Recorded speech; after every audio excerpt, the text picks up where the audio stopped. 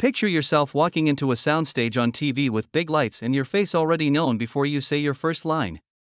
Sara Gilbert seemed bound for Hollywood's highest heights for millions of people watching at home, the smart youngster on Family Ties, the funny younger sister on a blockbuster sitcom, and the confident host of hit daytime talk shows. But beneath that confident smile was a young woman who was having a hard time dealing with the high expectations she had after her first audition. There was a faint sense of desperation behind every joke that few people noticed at the time. The story of Sara's tragedy is becoming clearer decades later. It is a story of ambition, heartbreak, and tenacity that makes us think about the cost of early recognition, the fragility of achievement, and the silent wars fought in the spotlight of show business celebrity.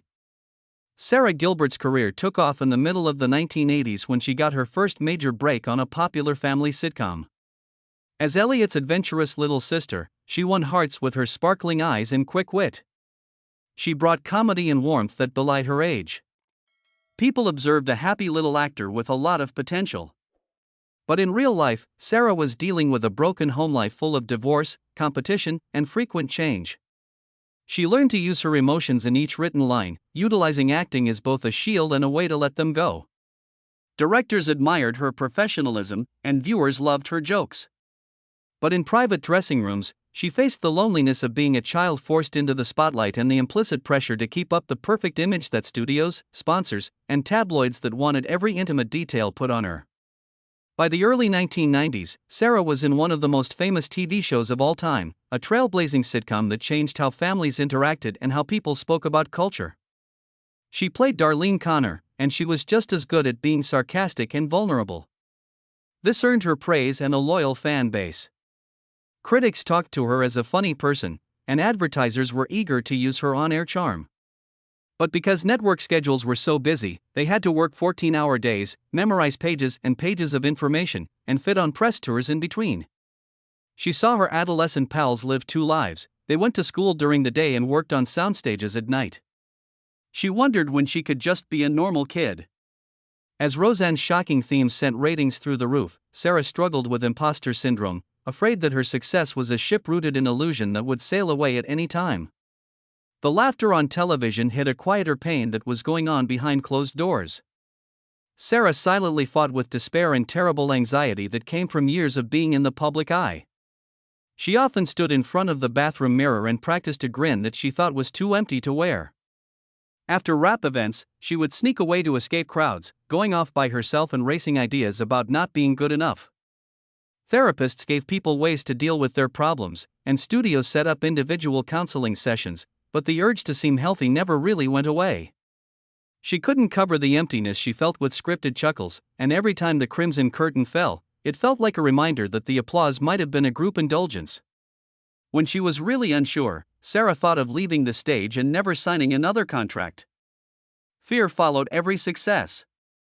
As the show got closer to its end, Sara went through things that no script could have prepared her for. Her mother's abrupt death from illness shook her life to its core, creating a hole that only tears could heal. On set, she smiled through the pain of her heart, saying lines with a weakness she tried to hide. At home, loss and self-doubt were also present. The voice that sounded so sure in rehearsals echoed in empty hallways. Then a friend betrayed her by spreading stories that made people look too closely at her personal life. Studios pressed on politeness, and Sara agreed, even though her trust was broken. She pushed through rap parties and junkets, knowing that every picture op would help her heal. Behind every magazine cover was the pain of an artist stuck in exile. Sara took the hard choice to leave the spotlight when public interest and ratings fell. She said she was taking a break because she needed to put her health first and rebuild her life on her own terms. Fans were confused and worried. Why did this actress, who was so well liked, suddenly disappear? Without any formal pronouncements, rumors spread about burnout, drug misuse, and broken relationships. Tabloids made up crazy stories about career destruction and scandal. Sara, on the other hand, stayed quiet and didn't add to the chaos. Instead, she went on a quest to learn more about herself by going on private retreats, going to therapy, and writing her memoirs. Now that the truth is about to come out, the world is getting ready for news that will shatter illusions and show the bittersweet truth behind Sara Gilbert's guarded secrets. After leaving network sets and Hollywood buzz, Sara Gilbert found herself in a world defined by quiet mornings and uncensored thoughts, a landscape that was both exciting and scary. She no longer had the rush of adrenaline from performing in front of live audiences or the laughing in the green room. Instead, she traded scripts for journal pages, rehearsals for therapy sessions, and late-night rap parties for walks alone under streetlights. Sara faced memories that had been buried under years of jokes and adulation during these raw times. She started by going back to the beginning of her existence, to the time when her parents first saw how good she was at performing. The little girl who sang nursery rhymes into a hairbrush had become a child celebrity on Family Ties. But the accolades she got after each cutaway shot felt like money she could never spend fast enough. Directors praised her professionalism, and admirers envied her self-assurance. But when the camera wasn't on, she often felt like a fake, like a skilled actor pretending to be a real youngster.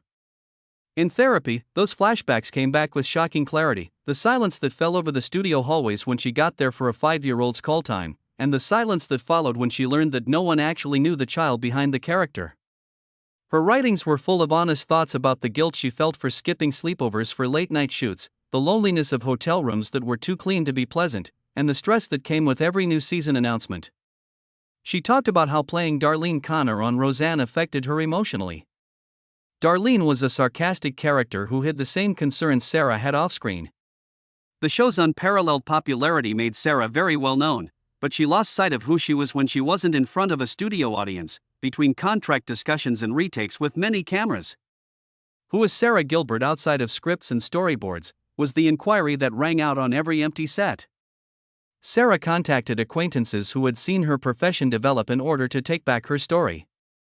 She got back in touch with some of her old co-stars, many of whom had gone through similar things when they were famous. They built an informal support network by having Zoom sessions where they talked about how anxious they were before auditions, text threads where they compared notes on life after sitcoms, and silent support after a clickbait story questioned their private lives. Sara learned that she wasn't the only one who felt empty behind the makeup in these circles. Many people had built lives on fame only to feel lost when the cameras stopped rolling. That news lifted a burden she didn't know she had. Sara started a brave endeavor after gaining fresh insight, turning parts of her life into a one-woman play. She hired a filmmaker who was good at expressing stories in a personal way and wrote a script that mixed funny skits of her TV catchphrases with moving monologues about bereavement, being a mother, and finding herself. In a small black box theater, where a single spotlight showed the shadows she had held away for years, she practiced. Sara felt a thrill she hadn't had since her first audition as she entered into character, sometimes playing her younger self and sometimes herself in real time. The empty seats reverberated back her genuine, unscripted emotion, suggesting a deeper connection than any studio staging ever could. Sara co-founded a nonprofit that offers mental health courses for former child actors and entertainers in addition to her work in theater. She used her connections in the industry to get funding, and soon they were holding seminars on how to deal with being in the public eye, how to preserve your personal space, and how to find happiness outside ratings. Therapists, life coaches, and experienced performers told their tales alongside new activists, creating a community where being open and honest was more important than winning. Sara wasn't simply the host, she was also a fellow traveler. She led panels where she talked about the nights she doubted her worth. Sara's social media changed as the organization got off the ground. There was room for candid photos, like her diary open on a desk, the door to her therapist's office closed for privacy, and song lyrics she had written down in her spiral notebook. She put up links to mental health hotlines and told her fans to get treatment without feeling bad about it. Fans wrote in to say that they had put off therapy until they saw their star talk openly about panic attacks and depression. Sara understood her genuine effect in that conversation, not as a comedy star, but as a voice that gave others the courage to speak out. Sara Gilbert turned her escape from fame into a cause by combining two very different activities, an intimate stage presentation and a charitable crusade. She took back the story that fame had stolen and constructed a new identity on honesty and empathy. Her early years were full with misery, but now she has a purpose. Every laugh line had real tears, every spotlight showed mending scars, and every performance was a means to connect with others. Sara Gilbert stumbled backstage, holding her chest as dizziness hit her, before the ovation could die down following her sold-out shows. At that moment, the world she believed she had gotten back was about to slide away again. Even though no cameras were there, rumors flew like wildfire. Had her heart finally given up because of the stress? Was this the sad end of a career that had already been full of ups and downs? The truth was more complicated, based on scars that went back decades. Before Sara ever stepped on stage, she had her first touch with death. Her mother fought cancer when Sara was only 14. She was on the set of Family Ties one afternoon when she looked at a call sheet and realized she had taken her mother's laughter for granted. She would hurry home between takes to check on the 4 machines, balancing her roles as a young actor and an unpaid nurse. The studios ignored her pain and demanded that she be on time and laugh a lot, which seemed empty.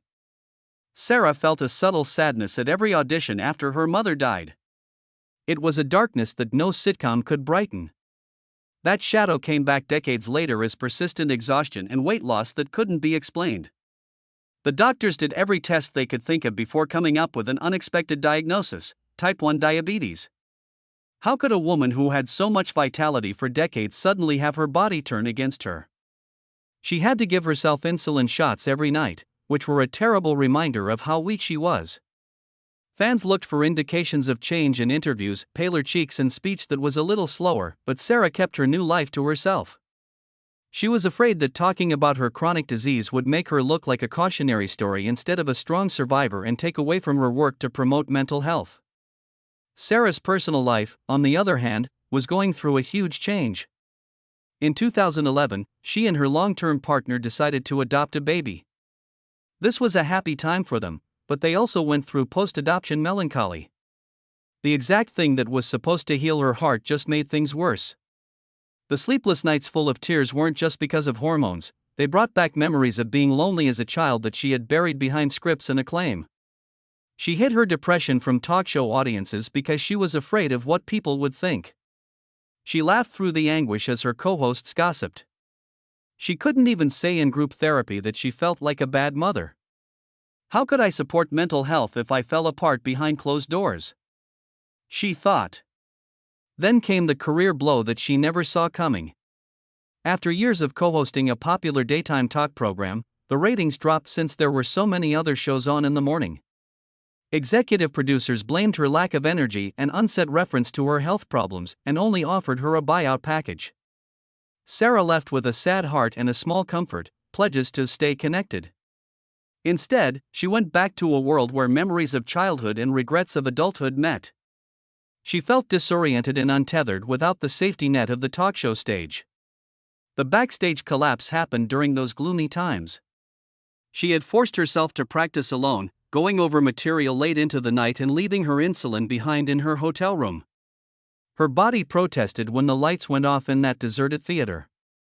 Doctors at the hospital stressed how important it was to be balanced, but the part of her that wanted to do well refused. She went against medical advice because she was afraid of disappearing again, which was a pattern she knew from her teenage self, a girl who wouldn't break character even while she was crying. This almost disaster made everyone face the truth. Sara understood that she could no longer separate her problems. She had to accept her vulnerability as a public strength before she could continue her life's work, whether it was a one-woman show, important speaking engagements, or leading a nonprofit. She started conducting small health and healing retreats where she invited medical professionals, former co-stars, and other survivors to share their tales and ways to deal with their problems.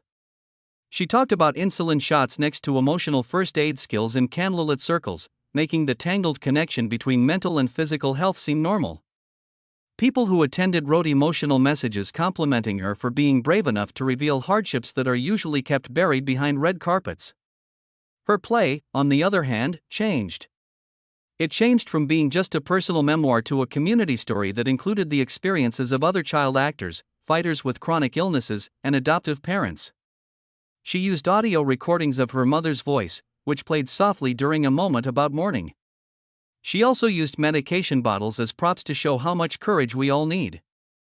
Critics praised the production for being so honest, saying that no amount of star power could match the strength of being vulnerable together. Sara's tragedy suddenly became a light for many people who had felt invisible in sanitized stories. But the path was still dangerous. She still had times on stage when her body let her down, during a sudden hypoglycemia episode, her voice would shake, and when her blood sugar dropped, she would feel terror, like when she was a teenager before prime time. But every time she got better, it became part of the story she wanted to tell. Someone in the crowd asked during a live Q&A, "Why tell the scary parts?" Sara stopped for a moment, letting her shaky breath fill the room. "Because healing happens in the light," she said. "We cure loneliness with connection." Sara Gilbert is at a crossroads in this chapter. Every tragedy she has been through has shaped her art and her work as an activist. The faint contours of her mother's smile, the pain of loss, the terrible diagnosis, and the anguish of grieving over adoption, all of these things come together to make a tapestry that no TV character could contain.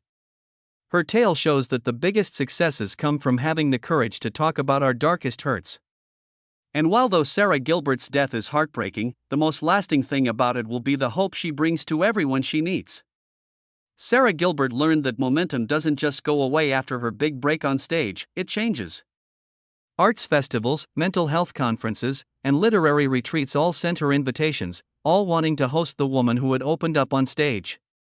Unlike the comedy sets she grew up on, these places offered small crowds that were ready for real conversation instead of fake laughs. Sara took on a new position as an ambassador for vulnerability when she joined panel discussions with top psychiatrists, other performers, and social entrepreneurs. She answered concerns about imposter syndrome with the same honesty that had made her one-woman show so popular. She reminded everyone that no amount of praise can completely get rid of self-doubt, but talking about anxieties can make things easier for everyone. Sara used internet media to reach more people outside of formal events. She started a weekly podcast called Unscripted Journeys, where she talked to former child stars, advocates for individuals with chronic illnesses, and regular folks who were going through tough times but didn't want to talk about them. Each episode started with her trademark honesty, no showy theme songs or fake drama, just her voice welcoming listeners as if they were friends in her living room. In the early episodes, there was the hairstylist who cut her first comedy hairpiece, the makeup artist who helped her through tears on camera, and the therapist who helped her deal with her cancer bereavement. Guests told personal stories and revealed how they dealt with tough times, giving listeners real skills for staying strong. Sara ended each episode by talking about how the stories affected her own life. This created a continuous tapestry of healing that went beyond celebrity. She also built an online community that made it hard to tell who was a mentor and who was a friend. She held heart chats on Instagram Live, where she read out journal entries that fans had sent in, with their permission, and talked about how she deals with stress using tools she has. She offered breathing exercises to help calm racing thoughts before auditions, showed how to turn childhood puppets into therapeutic art projects, and led guided meditations based on sleep routines she used to do as a touring adolescent. People sent in pictures of their own inventions, such homemade puppets made from old jeans, bullet journal pages with her handwritten affirmations on them, and Instagram stories with the hashtag #unscriptedcourage. The concept grew into local meetups where people practiced journaling circles and peer-to-peer coaching in coffee shops and community centers. Along with her digital work, Sara worked with publishers on a memoir that promised to shed light on the parts of her life that had never been revealed before. The book, which is tentatively called Rewriting the Script, combined diary entries from childhood with new stories about getting a diagnosis, becoming a parent, and changing careers. Early reviewers commended how she mixed humor and sadness in the book, pointing out how she put together lines like, "My first tears on set were rehearsed," with thoughts on postpartum depression that didn't need any scripting. The release of the memoir was more than just a way to promote it, it was also the start of a fundraising campaign. The money made from the first print runs and ebooks went to her nonprofit seminars. This was in line with the idea that every personal story shared should help the community. At the same time, the organization itself started to grow in a planned way. Sara and her board made official ties with music schools, puppet groups, and child welfare groups. They created lessons that employed performance art to help kids learn how to express their feelings in school. They taught facilitators how to lead expressive puppetry workshops in juvenile institutions, where teens could work through their pain by making up characters. Counselors in pilot programs said that there were less cases of self-harm and that students were more engaged in class. These were two things that Sara looked at as closely as any viewership data. She insisted on combining financial responsibility with stories of how people's lives have transformed at board meetings. The human stories, like a shy kid discovering her voice through a mouse puppet, meant more to her than statistics. The media paid notice to the convergence of Sara's artistic and charity work, but she was careful not to let it get out of hand. When a big streaming service offered her a docu-series agreement, she fought for editorial control so the story would be respectful. Cameras followed her to remote schools and hospital wards, where they filmed puppet workshops, insulin shots, and therapy check-ins. The series, which was appropriately named Behind the Smile, got a lot of praise when it first came out. Reviewers praised how sensitively it dealt with mental and physical health issues. Critics praised Sara for not hiding her problems or utilizing tragedy to get more views. Fans flooded social media with thanks, with many admitting they had simply watched to see how they could find courage in being vulnerable with others. But Sara was still careful about keeping things in balance. She set aside one day a week as a tech-free Sunday where her phone was turned off, social media notifications were turned off, and she could only enjoy analog activities like reading in the sun, cooking with her boyfriend, and exploring local parks. She knew that in order to keep fighting for what she believed in, she had to take care of herself. Friends said she laughed more on those Sundays than she did at any red carpet event. They claimed that her smile no longer showed any signs of obligation, it sparkled just because she was alive and not in the spotlight.